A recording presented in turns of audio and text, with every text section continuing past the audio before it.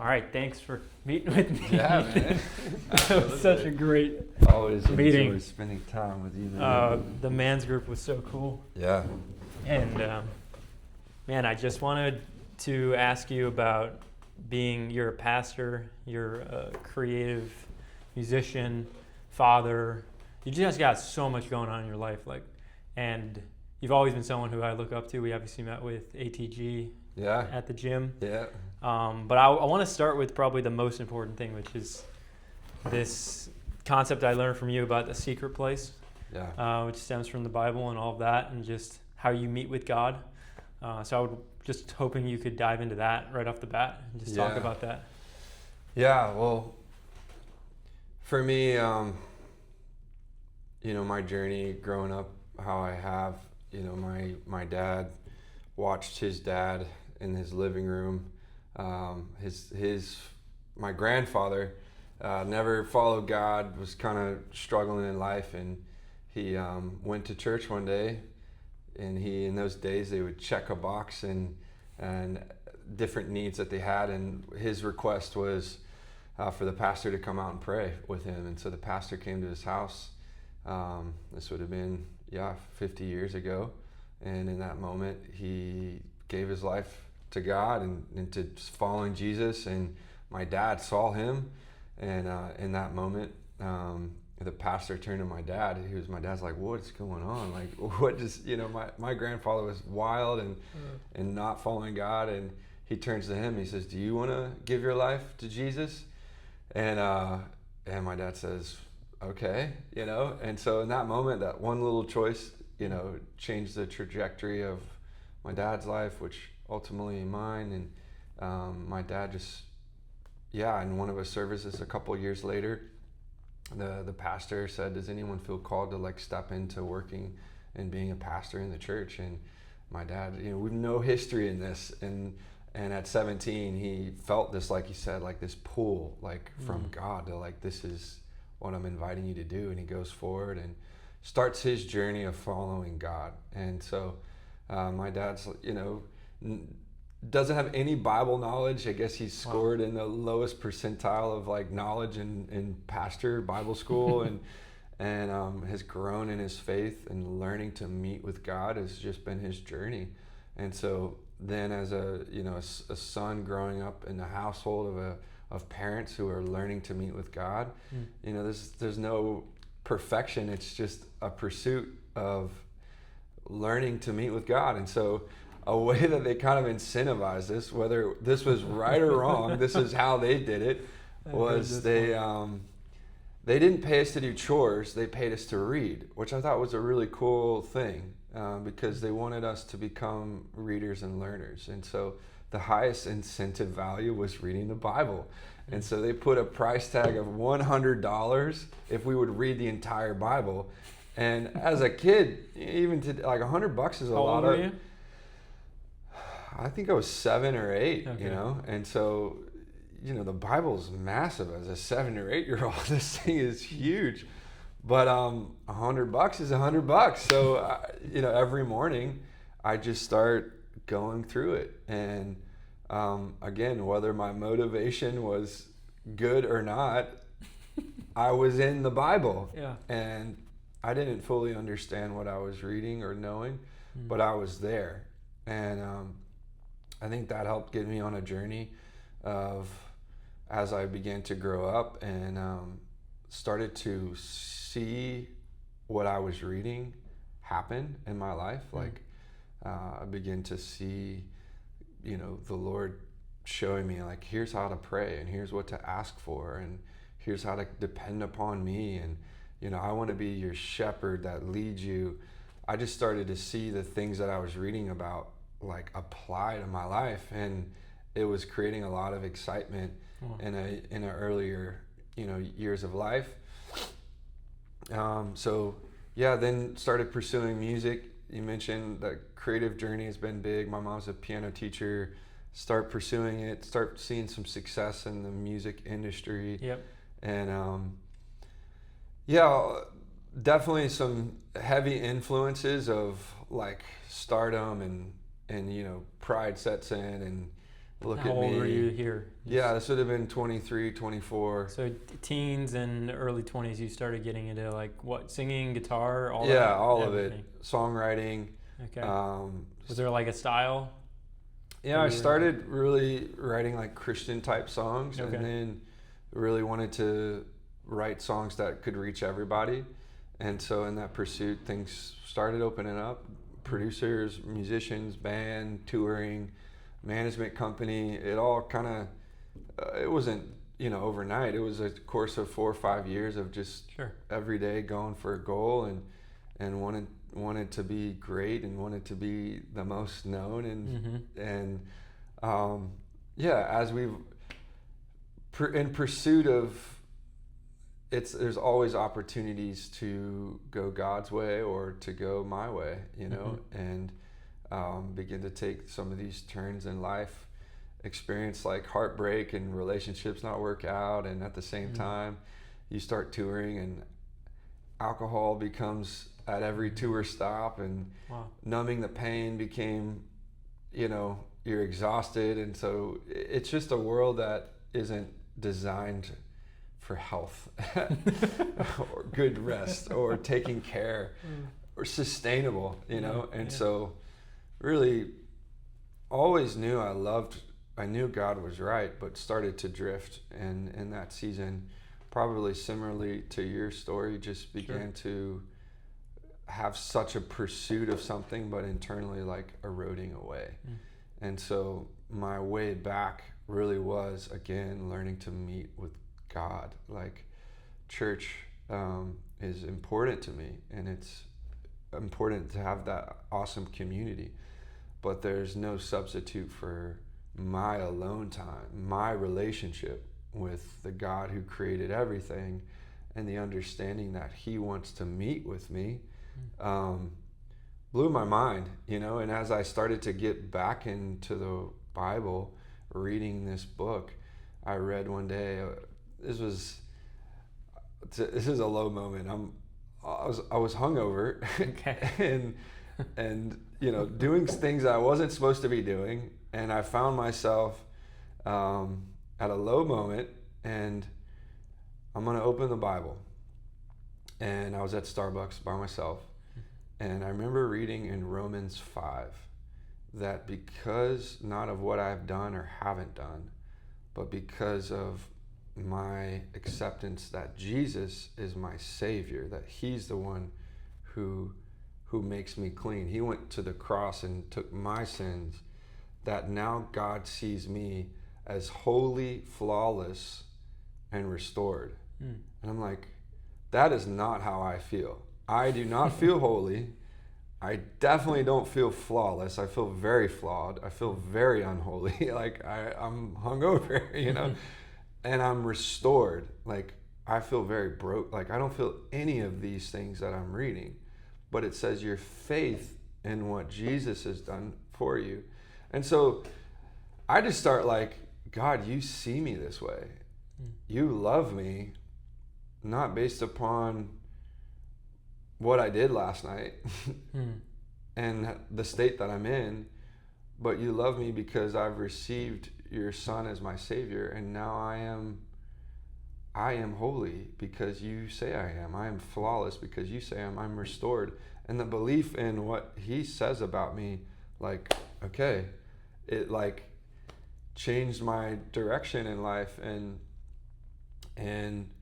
brought me into learning again to meet with God. And it is a discipline, but it's like the greatest enjoyment of my life is I get to meet with God. And that's like, you and I get to sit down at a table, we get to meet, and I get to look in your eyes, we get to have a conversation, and there's not a lot of faith that takes for me to believe that you're here, because like I see you, I can touch you, like we can, like there's connection. But to believe that I can do that with God takes great faith, that you're here, that you're listening to me, that you want to speak to me, that you care for me. And so, opening the Bible again. The secret place, though, is a lot of revelation that I keep growing in. And Before you go into it, I want to add one thing that's on my mind. So the thing that, because I was an atheist for a while, and the thing that opened me back up to like looking back into the Bible and just pursuing a relationship with God, I don't know if it was one specific thing, but I kept meeting men like you who have a certain just presence. You particularly have this like absolute. I've never had a conversation with you where you're just like not totally locked in on it. You're not like checking your phone or going somewhere else. And I have a friend, Matthew Tam, who also met through that ATG community. Same thing. Just like this is a man who totally just reversed his whole life by giving his life to God, and he's in the Bible all the time. And every time I'm with him, it's just a certain like, wow. And I've seen this happen with multiple men, and I was like, this is not a coincidence. So it's like the fruits of what you're doing in the secret place. I can feel it when you interact with somebody who's actually doing that. And probably vice versa. Like I probably, if I'm not doing this work or spending that time, then you probably would notice, right? In somebody like that. Yeah. There's a statement, we become what we behold. So what we stare at most, we become like. And I think the opportunity is what we're staring at in the secret, behind closed doors, when no one else is watching, is our most true, genuine self. We're not pretending. We have nobody to like put on a show for. We're behind closed doors. It's like no one else is watching. So this is my truest self, what my heart wants or is thinking about or is going towards in the secret. And it's scary often what comes to mind when no one else is watching, right? And I think that's the opportunity I've learned by his grace, is to get in that place.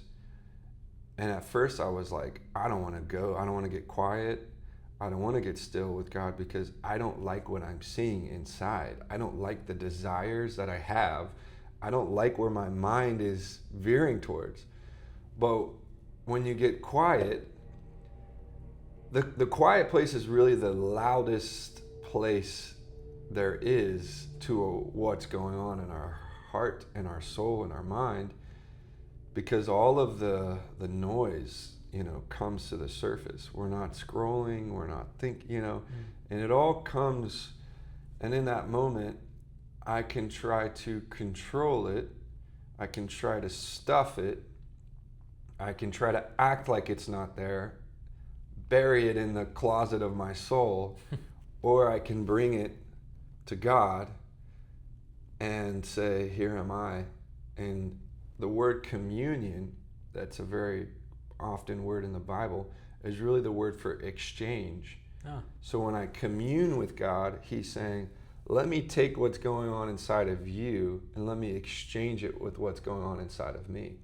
And it's this moment in the secret that true exchange, communion happens. I mean, not to get like really, true communion in marriage happens behind closed doors. Like, It's not in the public. It's like, it's the intimacy of alone with your spouse, and that's the same imagery that God, true intimacy, connection, communion, exchange was always designed to be in the secret.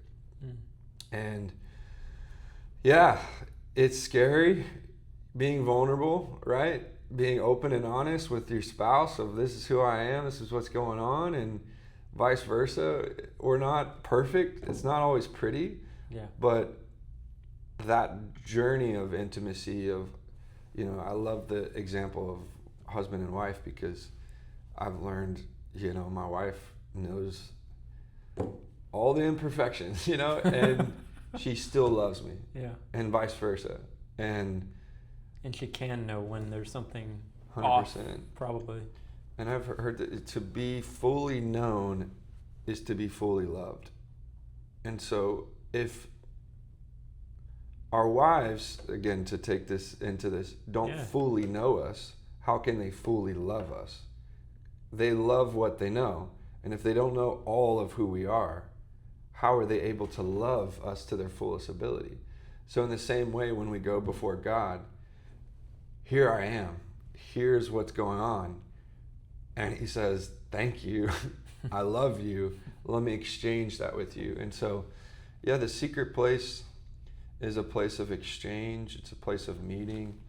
It's a place where I get to be fully, the real beauty is, I think it's back to the garden. It's naked and unashamed. It's Adam walking with God. And that imagery is the same image, like, here am I, not literally naked, but like metaphorically, like I have no shame now because of you, and this is all that I am, and you love me, and we get to experience walking through life together. I don't have to do that alone. I get to do that with God, and that's been a journey. What does that look like when you do? Your dad talks about it almost every week, at least the last year or so, of what it looks like to actually meet. What does that look like for you? I have a room, and I think that's what I've learned. Matthew 6:6, Jesus says, when you pray, and that word is really, when we spend time together, he says, go into your innermost room. And that room, that word innermost in the Greek is this word tamion, which means in that day and age, it was their secret storage room that they had in their houses. They didn't have vaults or locks or safes. They would have a secret room that no one else would know about but them, where they would store their most valuable possessions. And so what I've learned is God literally is like, hey, I want you to go into a room where there's no distraction. You don't have your phone. You don't have your computer, your iPad, no screen, and I want you to go in there, and where you store the most valuable treasures, like in that place, make me your most valuable treasure. And so for me, I got this little closet office, I don't know we're renting this house, and I don't know what, it doesn't make much sense other than it's like long enough for me to put a workout mat in, and I have a little lamp and a Bible, and I go in the room and I close the door, and nobody else can see me, and I get to meet with God in the journey of that. I get down on the workout mat. There's a Hebrew word and a Greek word, proskuneo, means to bow, which is actually the word for worship. So I get to lay my life down before you, God, and say, you're my King, you're my Lord, you're my pastor. Where you say I go, I yield my life to you. And so it's a moment of like acknowledging first, I'm not God, you are. Like, I'm not in control, you are. And then I try to get quiet and notice what in my heart I am trying to control. Because those are like the signals on the dashboard, like, hey, your check engine light, like, what am I trying to control? Like, let it come to surface. Okay, God, now exchange, I give it to you. And I don't know how to really describe it other than like he meets me there and he takes things from me. I then open the Bible. Somebody said, if you want to hear God's voice, read his word. If you want to hear it audibly, read it out loud. And I love that, because we today, throughout history, we're living in a day and age where we have access to the Bible.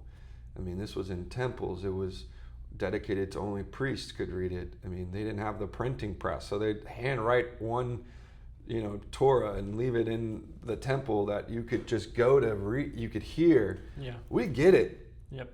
And so I think that's sadly probably the most, just don't know the gift that we have. Like, we have access to the Bible. Like, that is a miracle. Yeah. So getting to spend time reading with God, like, what do you want to teach me, God? Like, what are you saying to me? Yes, this was written 2,000 years ago, but your word is living and breathing. It says it's active. It's sharper than a double-edged sword. Like, it penetrates me today, and it divides the insecurity and brings security. You know, the pride, it brings humility. The despair, it brings joy. Like it's living. And so that's kind of go into space. I don't really have a time. I try to get up early. Yeah. I'm trying to get in there by 6, and I'm trying to usually 30, 45 minutes. I got 3 kids, so you know, it's like do it before they get up. Yeah, get it in. And your wife's not up either? No, she's up. She's up. We both do it at the same time, but in separate places. Beautiful. Yeah. So she's in the living room. Okay. And she's got her space, and I'm in mine, and that honestly has probably saved our marriage. Wow. That's like the best marriage advice. If 2 people can let God deal with their issues and not put it on each other. I was going to ask you that because it's, I was on an airplane one time, and I'm coming back from like a business trip, and I was like, dang it, like I didn't get to, I've been going to Harborside for a year, so I missed Sunday service because I was coming back midday Sunday. I was kind of thinking about that, like I'm prioritizing business. I really get a lot of value from Sunday church.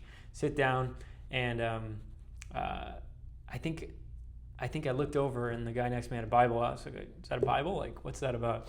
And he said, oh, I'm a pastor. And then 3 hours was the Sunday service, basically, just talking to this guy.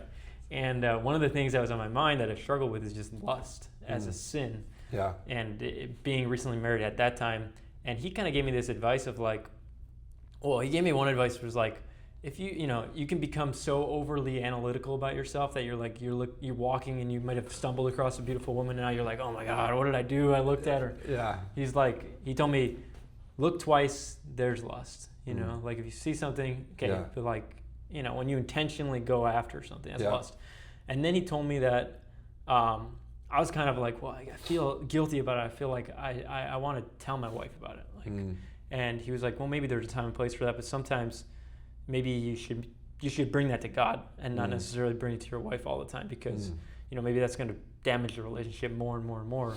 But then sometimes I struggle with like, okay, I'm doing things that maybe I know my wife wouldn't be happy with me doing, so I do want to talk about it with her to create that intimacy. Yeah. But how do you think about that? Is there like a balance between, okay, I need to bring this to my secret place, or maybe you do both. You bring it to the secret place and you bring it to your wife. But I think that's the answer. Yeah.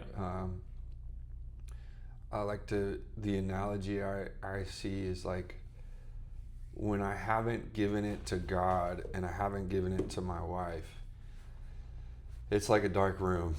And when I do give it to God, it's like the light switch comes on, you know, and it's like when I give it to talk with my wife about it, it's like the spotlight comes on, you know. and it's, I think really the things, the imperfections that I have that my wife finds out about versus the imperfections that I have that I come and bring to her humbly and say, I'm struggling with this. Like, I'm coming to you because I want you to help me and pray for me. Those are 2 different, you know, things. It's like I get caught, and she's like, that just creates havoc and chaos versus like, hey, I'm struggling like with this. Can you help me? You know, can you pray with me? And one, you know, this is like getting caught. Like, we're not a teammate. Like, we're not a team in that example. Like, this is being you're my partner. You know, you care for me, and I care enough about you that I want you to know so that, you know, you can help me journey through this. And I really value your prayer and your knowing and you being my teammate, you know. So I'm not saying we're perfect at that, but that's kind of been the pursuit is not going against each other, working together. Yeah. And so I think it's that balance of, yes, I got to bring it to God, and then certain things that like I'm really still like, God knows about it, he's with me, but I'll have a teammate that God has put in my life that wants to help me. I need to open up with and begin journeying through with. And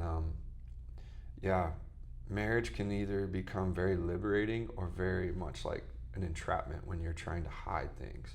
Yep. And the more open and honest I've got, 4 months into marriage, my short version of my, like, there were things that I didn't ever share with my wife that I kind of gave her the like PG-13 version of my story, before we got married, because I didn't want her to like run, essentially. I'm like, she's like, if she knows the real me, this was my fear, like she's gonna not gonna want to be with me. That was my lie that I was believing. 4 months into marriage, God is just like, if you want to be fully loved by her, you have to be fully known. So you got to share everything. And wow. We went on a walk down the Dunedin Causeway, shared everything. It was really hard. It created some challenges. But on the other side now, 5.5 years in, like she knows everything there is, and she knows me. She trusts me now. And it's created a safe place for me to share and continue to sharing. Because things that are not shared or left in the dark is just room for, I think, darkness to live. And darkness grows just as light grows. Like light expels darkness quick, Right. But darkness is dark, and it's heavy, it's burdensome, it's depressing, Yeah. And so and Jesus is light, and so bringing things into the light with him, he illuminates, and he's given me a bride, a wife to bring things into the light with. Beautiful.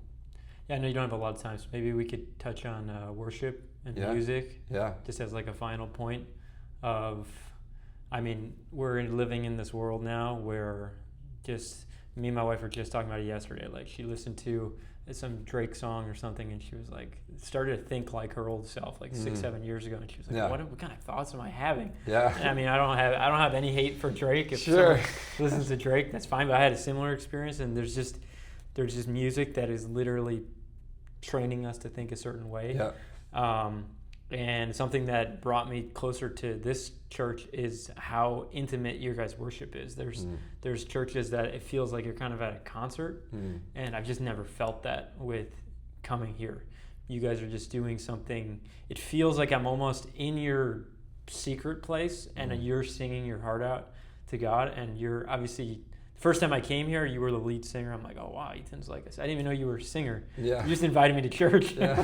You said I'm giving a sermon or something, or whatever it was. But just talk about worship and what worship means to you, and why you decided to go. You guys have your own band now, like where you create your publishing music like this. Why does the world need this music? Yeah. Just whatever you want to talk about. Yeah.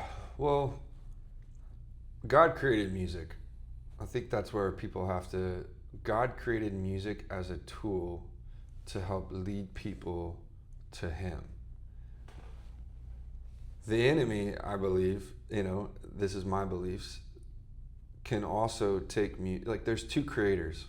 There's light, there's darkness, there's good, there's evil. So every piece of content, I think, this is my belief, I don't force this on everyone, is being fueled by one of those two sources. And so a lot of the times some music is like, whoa, that's dark, that is evil. But a lot of music, and this is how I think I've noticed and what I've studied, that most things that the enemy wants to do is create things that are almost true to subtly desensitize us away from light.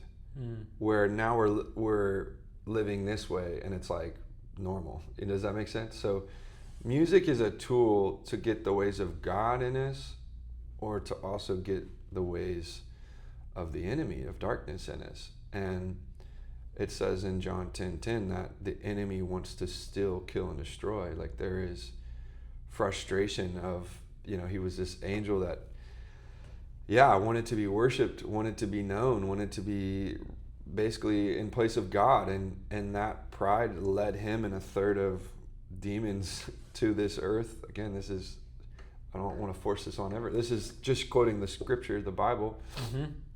And I don't think anybody listening or watching would say they don't believe in evil, right? Like, I think it's very clear in our world. Yeah, right like now. Most people struggle sometimes to believe in light and in good and in a God.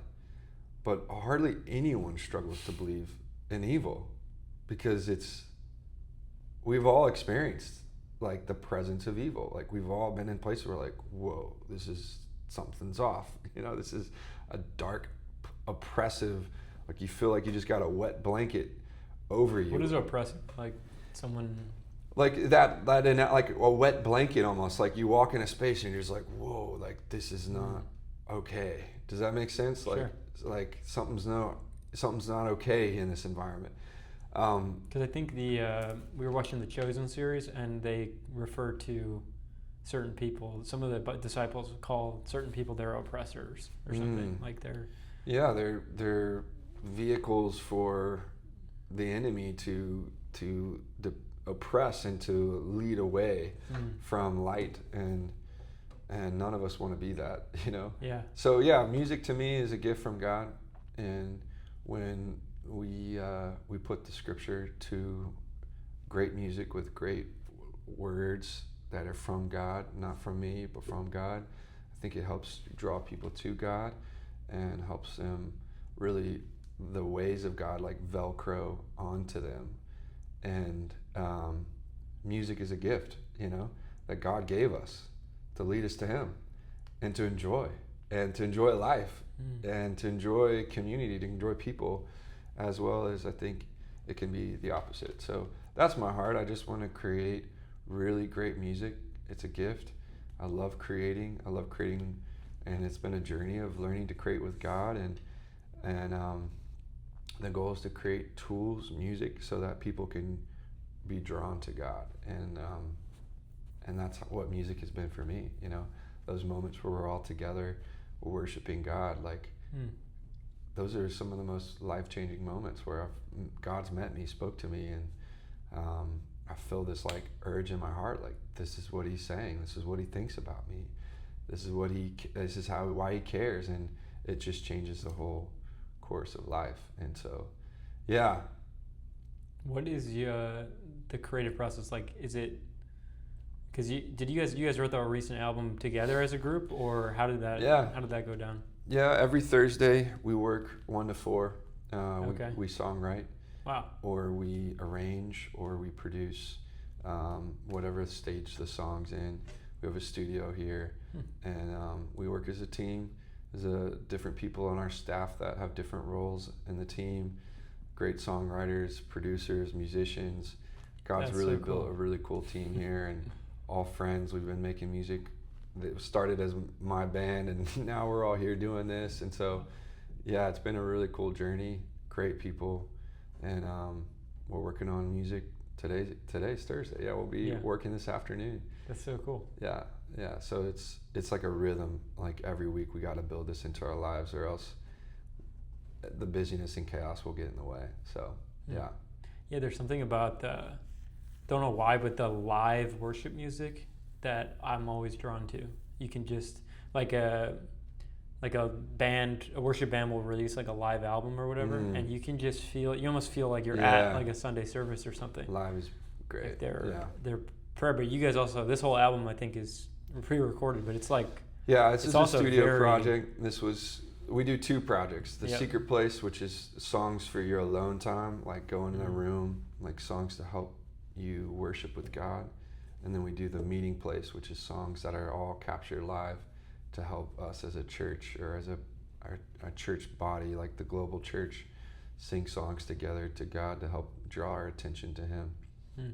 That's been our 2 lanes that we, God's, I think, given us, and we want to keep creating in, hopefully for the rest of our lives. I don't ever want to stop making for these 2 places. Like it's kind of it's a joy. Yeah, I think I asked you, I wrote in the questions, like, what's a 5-year vision? Maybe that would be a good place to end.